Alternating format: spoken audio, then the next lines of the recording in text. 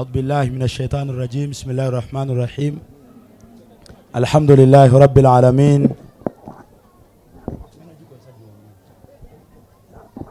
الحمد لله رب العالمين وبه نستعين على أمور الدنيا والدين، والصلاة والسلام على رسوله الكريم صلى الله عليه وسلم وعلى آله وصحبه أجمعين.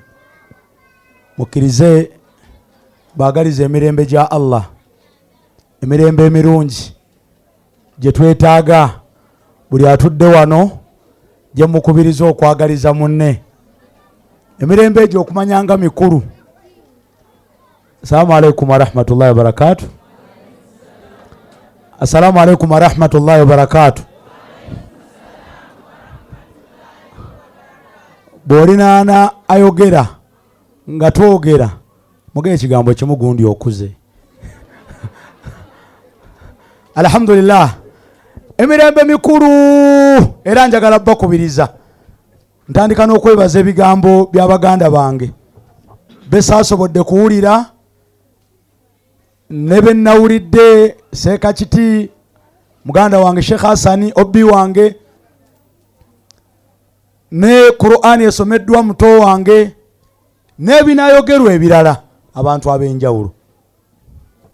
Lwana nnyo gwatudde wano mu myaka emitono omwana we abeere mu baana abatudde wano nga naye akubiriza abantu kudda eri Allah. Ng'omwana wo gwe tutunuulidde byansi simanya afaananya atya simanyanga ate, ng'omwana wo naawe agamba abantu abaaye Allah agamba, abaaye omubaka agamba, abaaye abamanyi bagamba, ng'omwana wo yazza abantu eri Allah.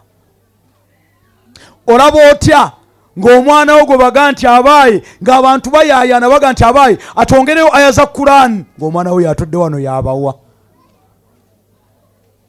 Abalala gye bayimbira, abalala gye bakolera ebirala, ng'owazza abantu eri Allah. Abaaye Allah agamba, omubaka agamba, mukole bwe muti.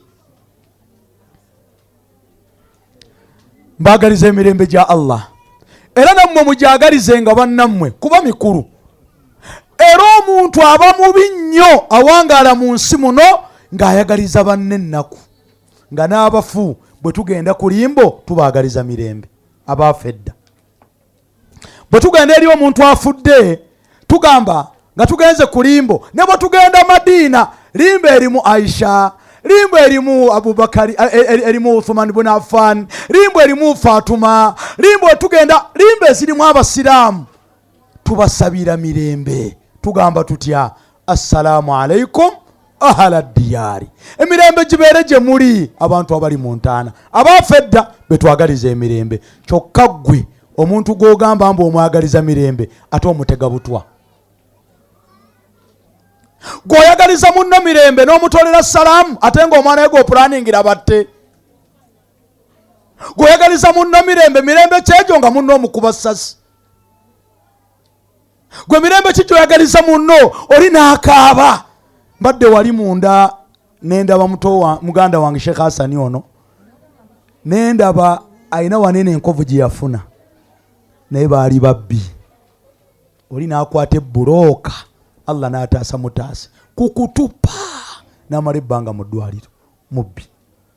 Mirembe ki gy'oba oyagaliza munno nga n'omufu ali mu ttaka tumwagaliza mirembe. Kyokka gwe abalamu oba teega ne pavers awo ku express n'obakuba mayinja baffe.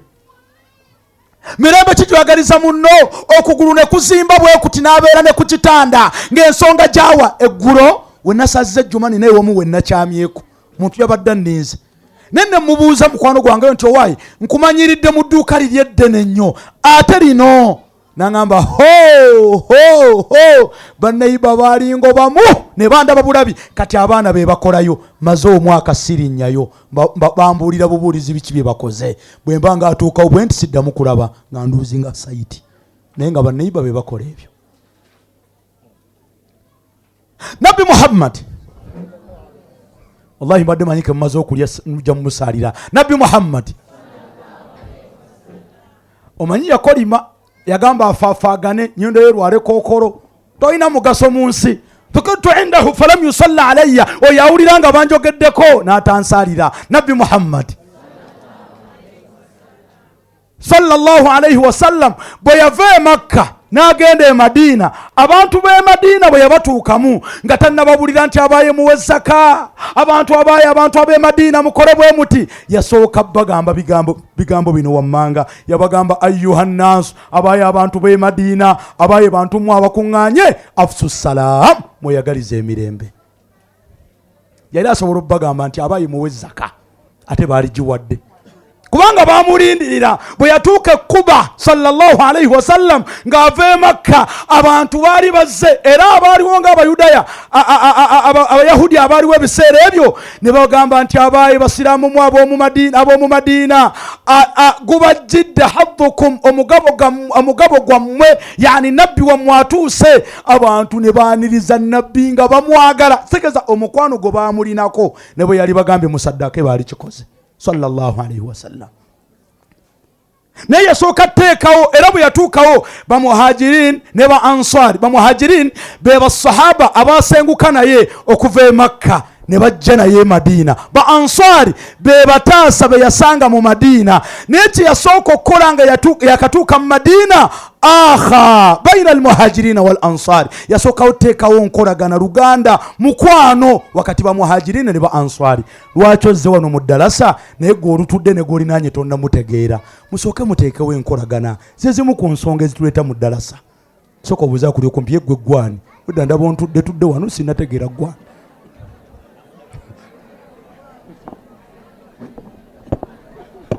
Kati aba Allah wakugerera oba wakamubuuza gwani nagamba nti obadde tomumanyize mujjawo. Oyinza owemulira mu ddalasa nga kigambye.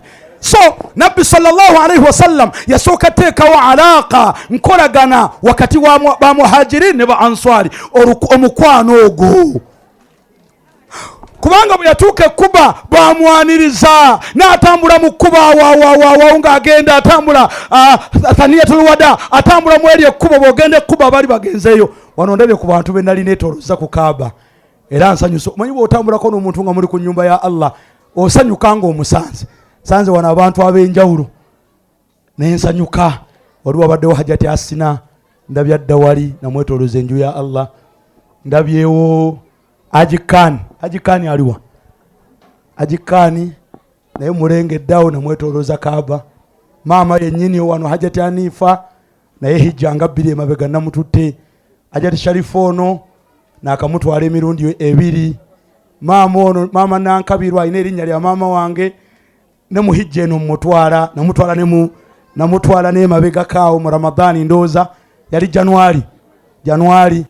Kakati olaba abantu kati wenjogera mulabawo, abaayi twali Kuba Sharifa kati ndooza mulabawo. Kati mwe abasigadde kali abatagenda nga mube nga abalaba ekibuye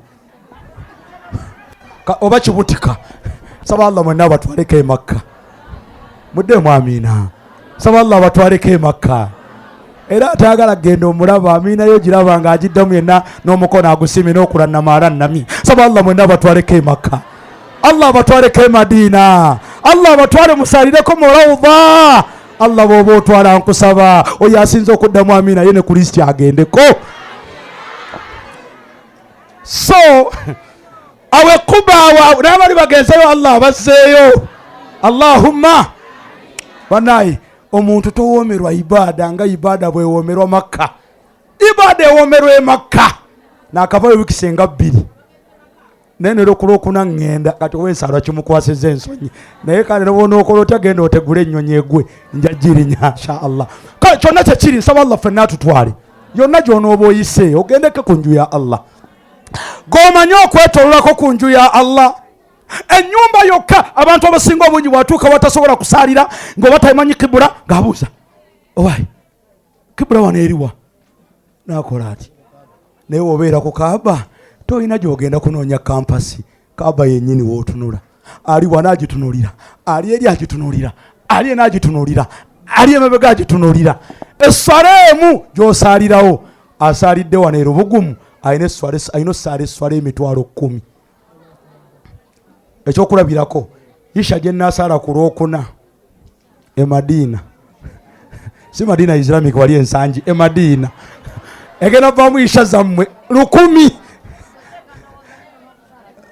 oli haja tange omusega n'okusala tokyasala mukyali kuzira segeza haja gwe kiganyo okugenda Mungu wanakutwala oyinza obutasala saba Allah atutwale ffenna atutwaleko ku njuye.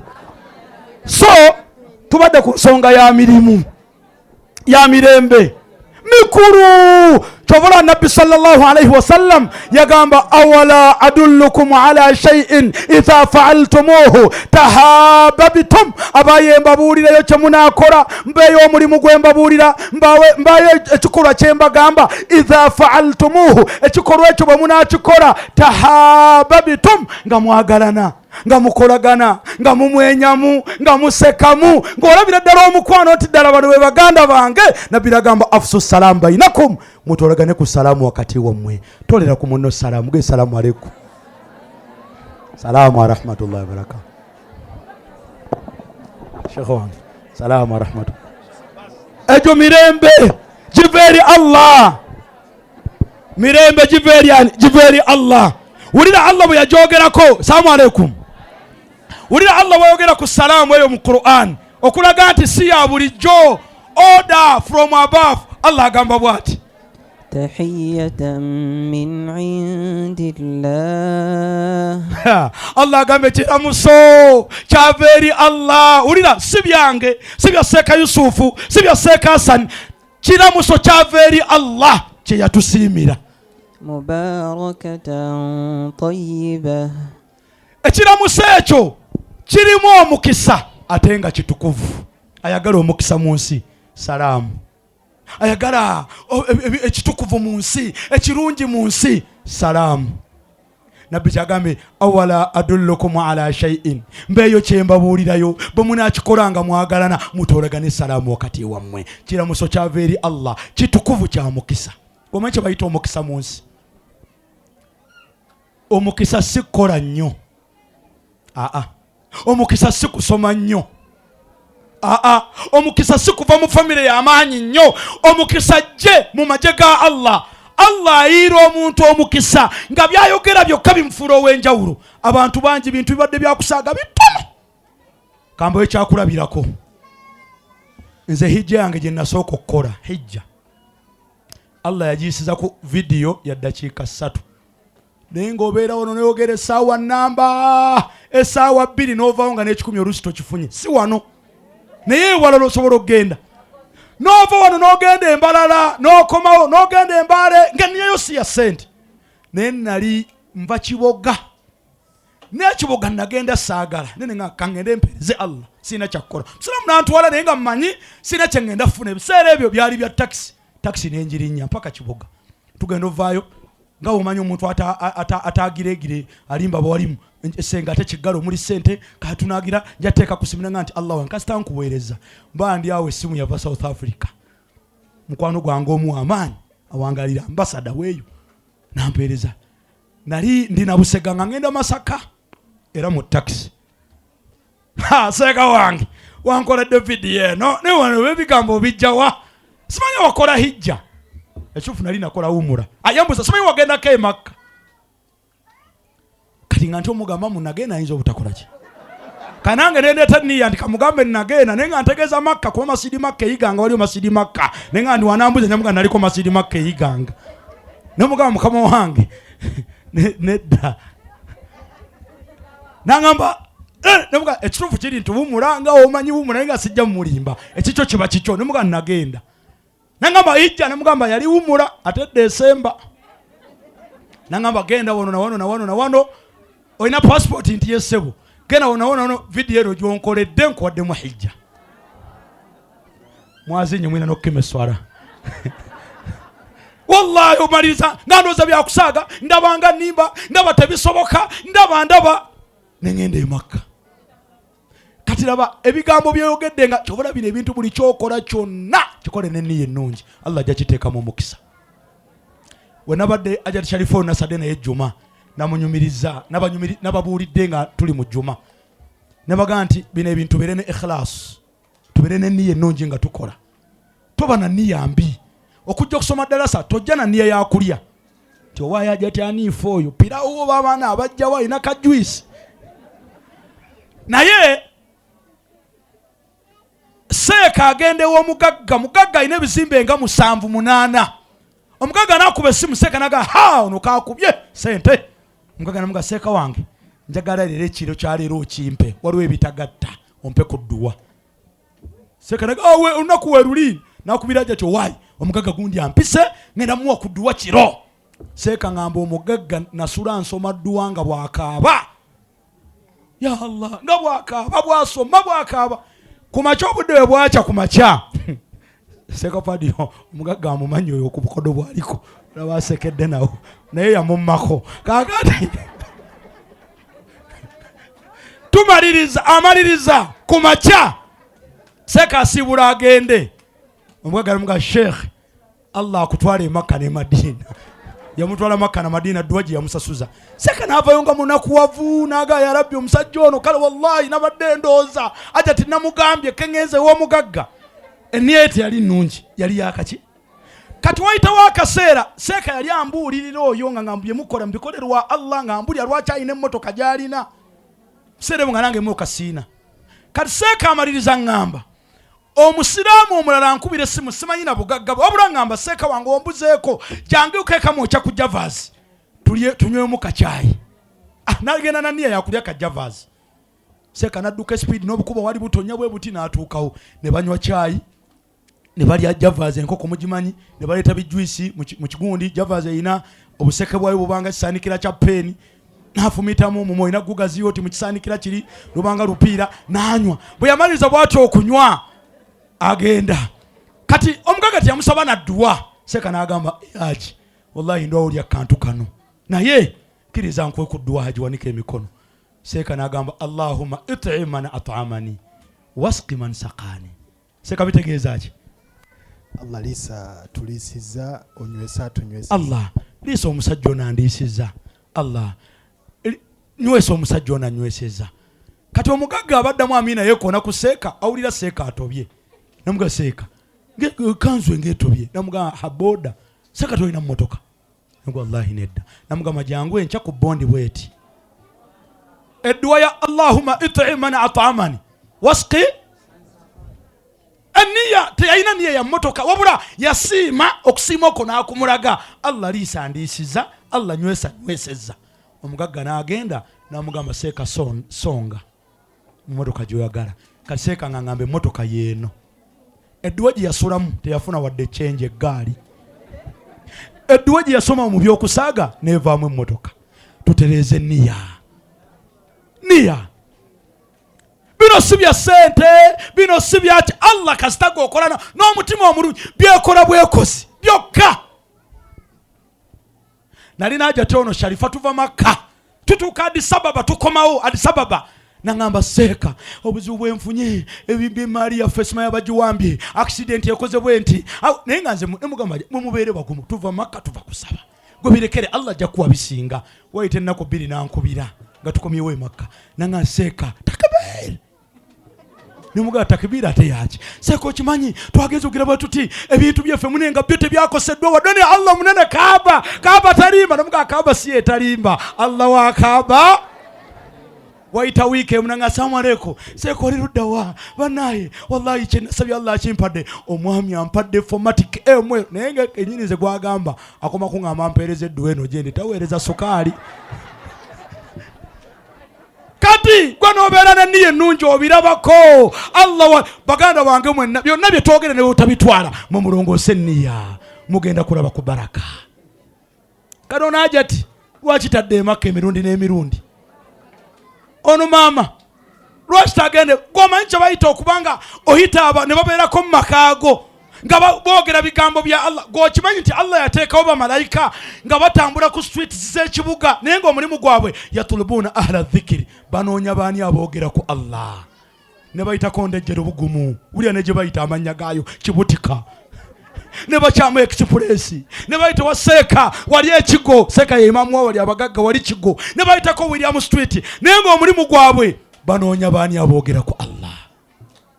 Bwe bajjanga wano ne batuwambaatira umbrella tenti ne bagende wa Allah ne bawa ripooti nti Allah tusanze abaddu bo balinda ejjera obugumu batudde bali mu kwogerako, baleesa abalimu ab'amaanyi, baleesa abasomi ba Qur'an, bali wano batudde baleesa amayumba gaabwe. Ono mubuuza olw'omukaaga tokola, n'agamba program twagikolanga ya ddalasa, olw'omukaaga mukola, mwalulese mujje musome eddiini ya Allah.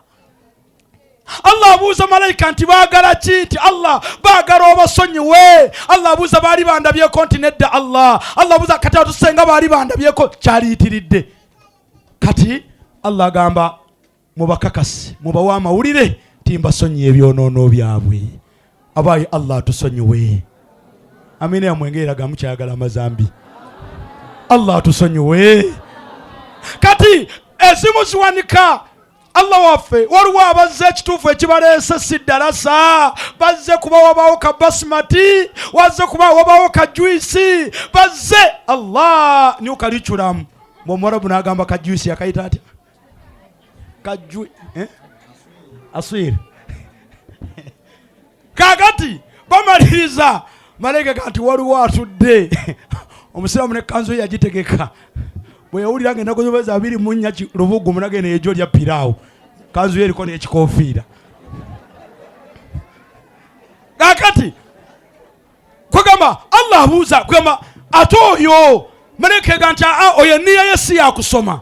Allah ga nti hum julasa, abo wadde enniya yaabwe teyazze kusoma ddalasa, hum julasa be babeesabeesa abasomi.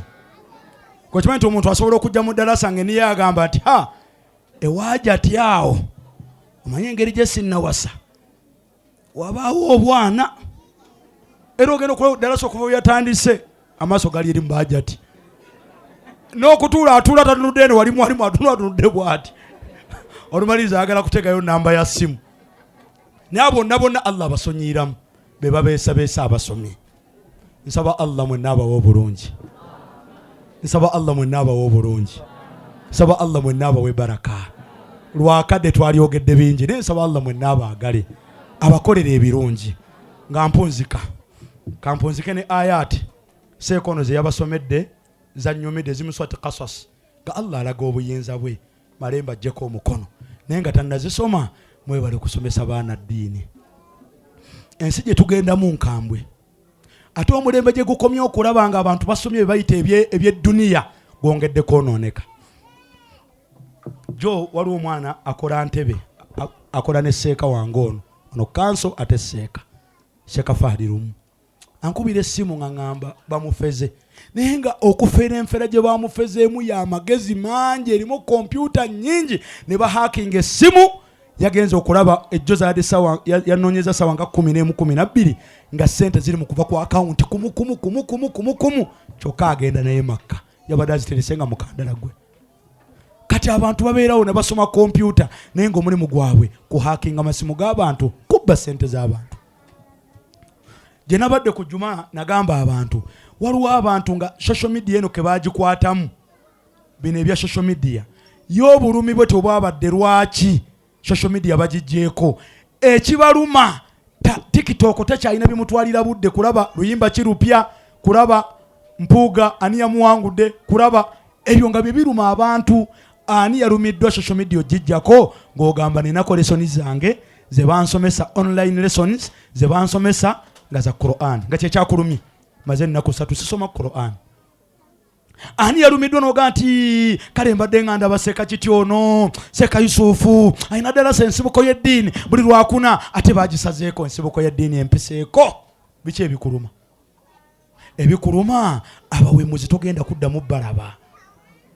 Era VPN abantu ebalumya emitwe, VPN naye bw'obuuza omuntu VPN obadde bibadde bitutwalira obudde kubaako comedy abazanyira ku ddiini be bakunyumira. Banaye omulembe guno twetaaga tudde eri Allah. Bajjajja baffe abazaala bakitammwe, omulembe gwabwe tegwali gwa social media naye gwali mubaraka.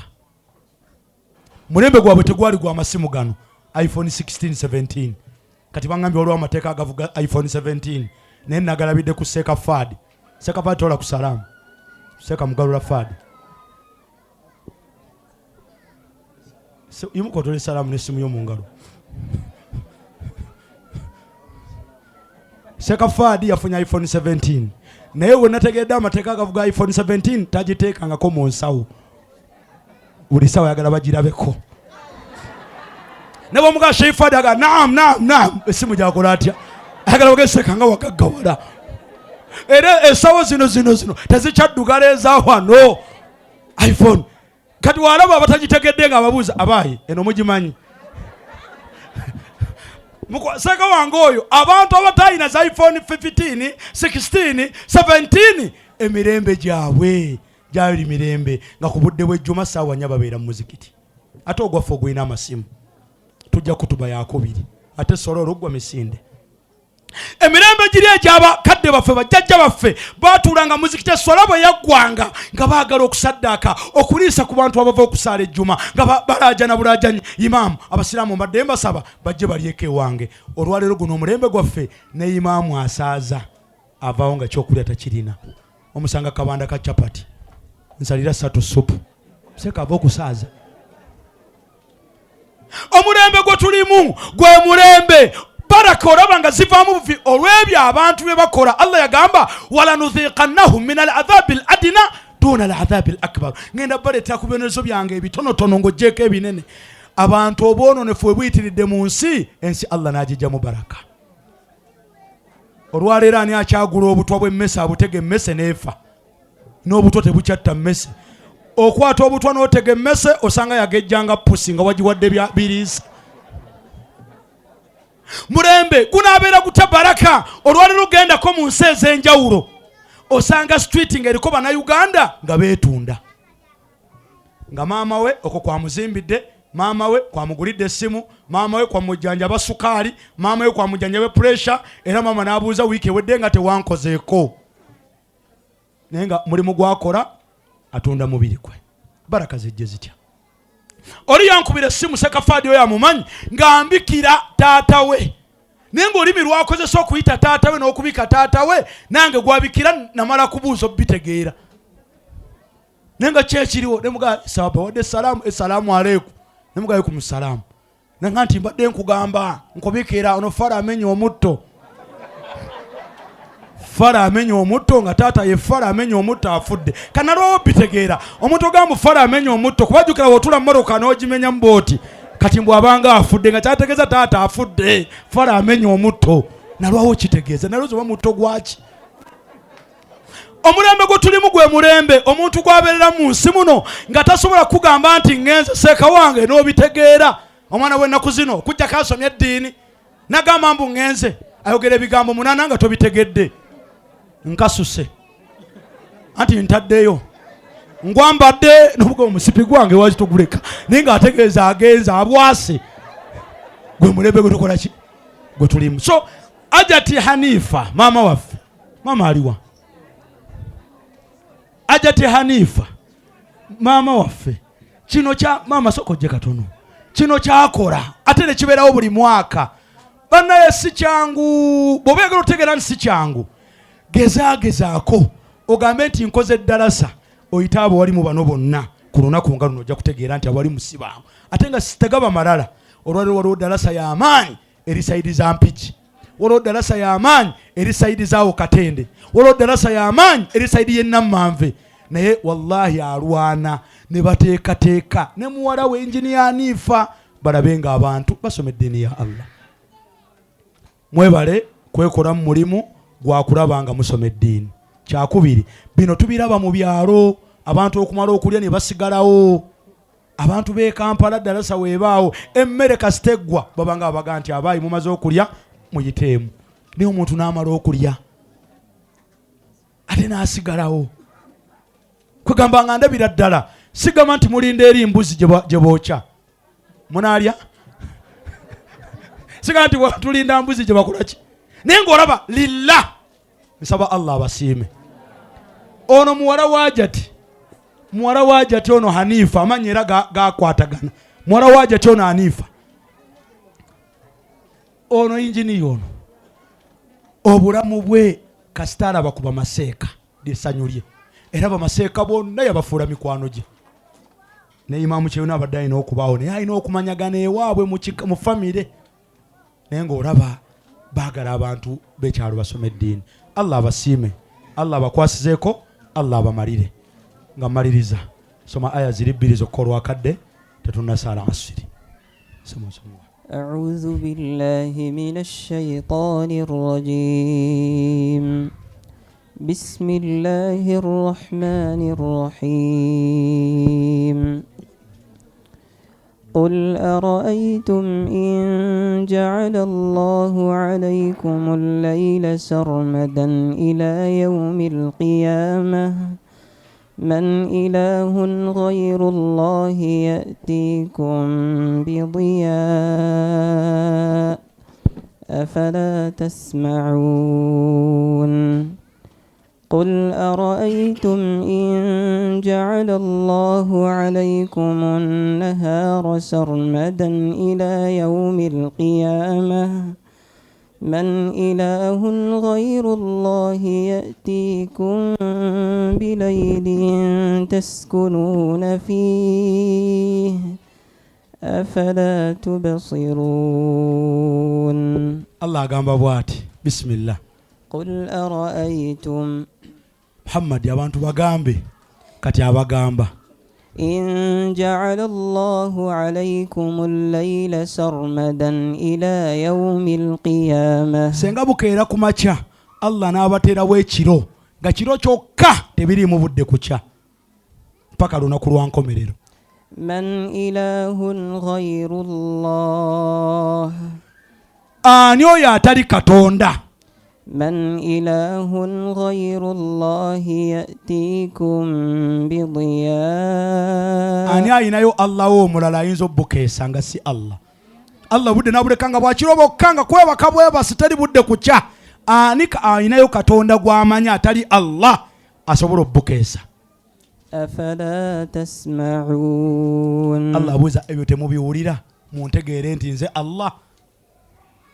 قل أرأيتم إن جعل الله عليكم النهار سرمدا إلى يوم القيامة senga Allah abateerawo obudde bw'emisana nga budde bwa misana bokka teriyo budde kuziba. من إله غير الله يأتيكم بليل تسكنون فيه ani ayinza obbuzibya abufuula obw'ekiro bwe muyinza okuwummuliramu?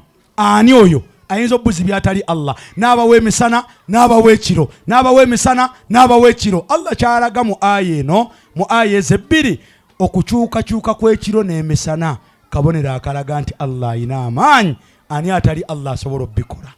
ne bukya ne buziba. buno obudde bw'okukya obuziba ne bukya, buziba ne bukya. Allah ayina bingi byagala tuyige. buno obukya buziba, buli olukya waliwo ayavuwala nga taliddamu gaggawala. buli olukya waliwo ayavuwala nga taliddamu kugaggawala, waliwo agaggawala nga taliddamu buzibya.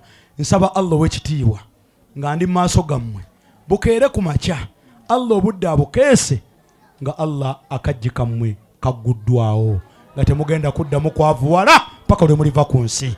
ate Allah era abaggulirewo mubeere nga mumutegeera mpaka lwe muliva mu nsi.